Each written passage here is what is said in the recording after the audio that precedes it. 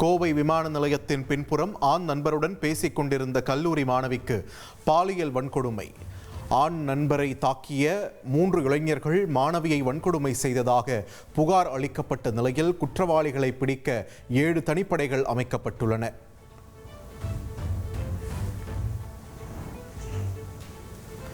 கோவையில் மாணவி பாலியல் வன்கொடுமை செய்யப்பட்ட இடத்தில் தடயவியல் நிபுணர் குழுவினர் ஆய்வு மேற்கொண்டனர். மாணவியின் ஆண் நண்பரின் காரை மீட்டு கோவை போலீசார் விசாரணை மேற்கொண்டு வருகின்றனர். கோவையில் கல்லூரி மாணவி கூட்டு பாலியல் வன்கொடுமை செய்யப்பட்ட சம்பவத்திற்கு எதிர்க்கட்சித் தலைவர் எடப்பாடி பழனிசாமி கண்டனம் தெரிவித்துள்ளார். தமிழகத்தில் காவல்துறை என்று ஒன்று உள்ளதா எனவும் EPS கேள்வி எழுப்பியுள்ளார். கோவையில் மாணவி கூட்டு பாலியல் வன்கொடுமை செய்யப்பட்ட சம்பவத்திற்கு பாஜக முன்னாள் மாநில தலைவர் அண்ணாமலை கண்டனம் தெரிவித்துள்ளார். மாணவி வன்கொடுமைக்கு உள்ளானது அதிர்ச்சி அளிப்பதாக அவர் கூறியுள்ளார். கோவையில் கல்லூரி மாணவி கூட்டு பாலியல் வன்கொடுமை செய்யப்பட்ட சம்பவம். பாஜக MLA வானதி ஸ்ரீனிவாசன் தலைமையில் தீப்பந்தம் ஏற்றி பாஜகவினர் போராட்டம் நடத்தினர்.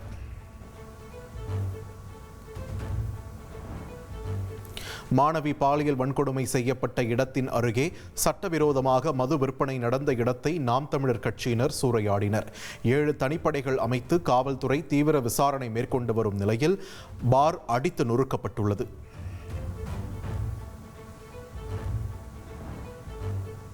தமிழகம் முழுவதும் வாக்காளர் பட்டியல் சிறப்பு தீவிர திருத்த பணிகள் நாளை முதல் தொடங்க இருக்கிறது.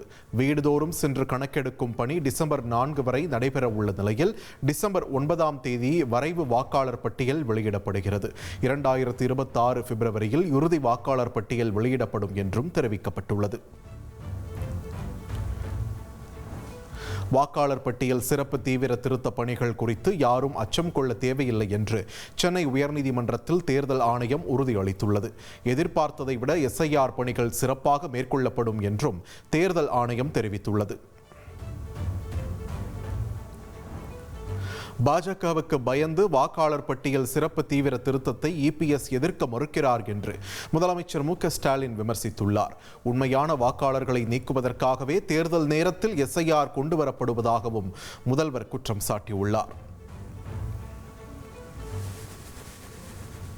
எதிர்க்கட்சித் தலைவராக இருக்கக்கூடிய திரு பழனிசாமி அவர்கள் இதில் கூட இரட்டை வேடத்தை காட்டியிருக்கிறார். பாஜகவுக்கு பயந்து தேர்தல் ஆணையத்தோட நடவடிக்கையை எதிர்க்க பழனிசாமி பயப்படுகிறார். போலி வாக்காளர்களை நீக்கவே வாக்காளர் பட்டியல் சிறப்பு தீவிர திருத்தம் மேற்கொள்ளப்படுவதாக மத்திய இணையமைச்சர் எல் முருகன் தெரிவித்துள்ளார். போலி வாக்காளர்களை நீக்க வேண்டும் என திமுக தான் முதலில் கூறியதாகவும் அவர் கூறியுள்ளார். உண்மையான வாக்காளர்களை கொண்டு வருவதுதான் நோக்கமாக இருக்கிறது. இந்த போலி வாக்காளர்களை நீக்க வேண்டும் என்று பலமுறை திமுகவே தான் சொல்லியிருக்காங்க. ஆனால் இப்போ திமுக திடீரென்று அவர்கள் இதை எதிர்த்து கொண்டிருக்காங்க. வாக்காளர் பட்டியல் சிறப்பு தீவிர திருத்தம் தொடர்பாக நடத்தப்பட்ட அனைத்து கட்சி கூட்டம் திசை திருப்பும் முயற்சி என அதிமுக முன்னாள் அமைச்சர் ஜெயக்குமார் விமர்சித்துள்ளார். உண்மையான வாக்காளர் பட்டியல் வெளியாவதை ஏன் தடுக்க வேண்டும் என்றும் அவர் கேள்வி எழுப்பியுள்ளார். வாக்காளர் பட்டியல் சிறப்பு தீவிர திருத்தம் தொடர்பாக சென்னை மாவட்டத்தில் மேற்கொள்ள இருக்கும் பணிகள் குறித்து அங்கீகரிக்கப்பட்ட அரசியல் கட்சி பிரதிநிதிகளுடன் ஆலோசனை கூட்டம். சென்னை மாவட்ட தேர்தல் அலுவலர் குமரகுருபரன் தலைமையில் நடைபெற்ற கூட்டத்தில் சலசலப்பு ஏற்பட்டது.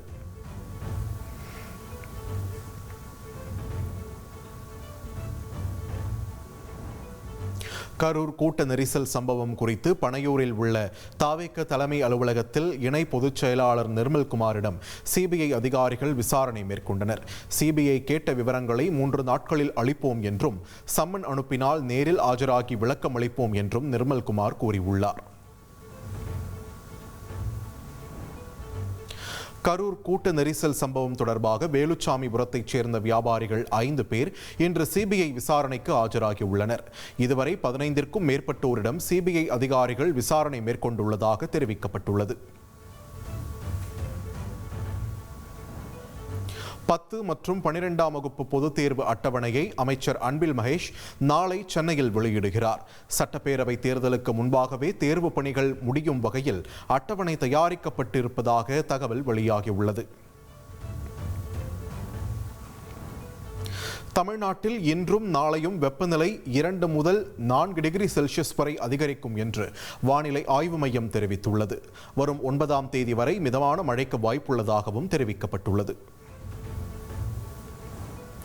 பருவமழை மற்றும் அறுவடை காலம் முடிந்துள்ளதால் சென்னை கோயம்பேடு காய்கறி சந்தையில் காய்கறிகளின் விலை கணிசமாக உயர்ந்துள்ளது. கிலோவுக்கு 5 ரூபாய் முதல் 40 ரூபாய் வரை திடீரென உயர்ந்துள்ளதாக மொத்த வியாபாரிகள் தெரிவித்துள்ளனர். ஈரோடு மாவட்டம் அந்தியூர் அருகே டெங்கு காய்ச்சலால் பாதிக்கப்பட்டு 45 வயது நபர் உயிரிழந்தார். உயிரிழந்தவர் வசித்த பகுதியில் மருத்துவத்துறையினர் நோய் தடுப்பு பணிகளில் ஈடுபட்டனர். நெல்லை அரசு மருத்துவமனையில் நிமோனியா காய்ச்சலால் 3 வயது குழந்தை பரிதாபமாக உயிரிழந்தது. கேடிசி நகர் பகுதியைச் சேர்ந்த ரூபிகா என்ற குழந்தை உயிரிழந்த சம்பவம் சோகத்தை ஏற்படுத்தியுள்ளது. கோவையில் டேட்டிங் செயலி மூலம் இளம் பெண்ணிடம் பழகிய இளைஞர் 3 பவுன் நகை 90,000 ரூபாய் பணத்தை பறித்துள்ளார். பாதிக்கப்பட்ட பெண் அளித்த புகாரின் அடிப்படையில் ராமநாதபுரத்தைச் சேர்ந்த தருண் என்பவரை போலீசார் தேடி வருகின்றனர். தங்கம் விலை சவரனுக்கு 320 ரூபாய் உயர்ந்துள்ளது. ஒரு சவரன் ஆபரண தங்கம் 90,800 ரூபாய்க்கு விற்பனை செய்யப்படுகிறது. கோவைக்கு துணை குடியரசுத் தலைவர் வருகையால் ட்ரோன்கள் பறக்க தடை விதிக்கப்பட்டுள்ளது. இன்றிலிருந்து நாளை இரவு 8 மணி வரை ட்ரோன் பறக்க தடை விதிக்கப்பட்டுள்ளதாக கோவை மாவட்ட ஆட்சியர் அறிவித்துள்ளார்.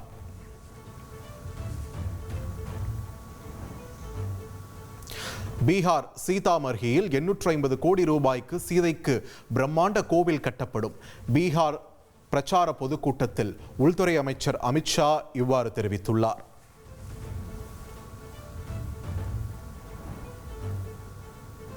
ராஜஸ்தானில் லோஹாமண்டி பகுதியில் வாகன ஓட்டிகள் மீது கனரக வாகனம் மோதிய கோர விபத்தில் 14 பேர் பலியாகினர். பலர் படுகாயமடைந்து சிகிச்சை பெற்று வரும் நிலையில் விபத்து தொடர்பான அதிரவைக்கும் சிசிடிவி காட்சிகள் வெளியாகியுள்ளன.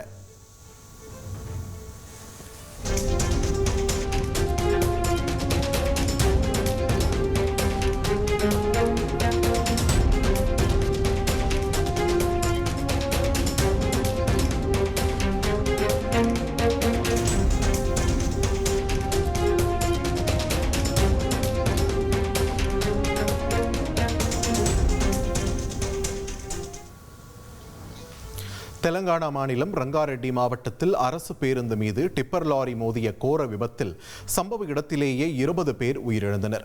காயமடைந்த 20க்கும் மேற்பட்டோர் மருத்துவமனையில் அனுமதிக்கப்பட்டுள்ளனர். தீபாவளி நாளில் டெல்லி சுற்றுவட்டார பகுதிகளில் காற்றின் தரம் மோசமான விவகாரம். காற்றுத்தர கட்டுப்பாட்டு ஆணையம் அறிக்கை அளிக்க உச்சநீதிமன்றம் உத்தரவிட்டுள்ளது. மகளிர் உலகக்கோப்பையை வென்ற இந்திய அணியின் வெற்றி கொண்டாட்டம் தொடர்பான வீடியோவை பிசிசிஐ வெளியிட்டுள்ளது. இந்திய வீராங்கனைகள் உற்சாகம் மிகுந்து காணப்பட்ட காட்சிகள் வெளியாகி நிகழ்ச்சியை ஏற்படுத்தியுள்ளது. 2024ஆம் ஆண்டிற்கான கேரள திரை விருதுகள் அறிவிக்கப்பட்டுள்ளன. சிறந்த மலையாள திரைப்படமாக மஞ்சுமெல் பாய்ஸ் தேர்வாகியுள்ளது.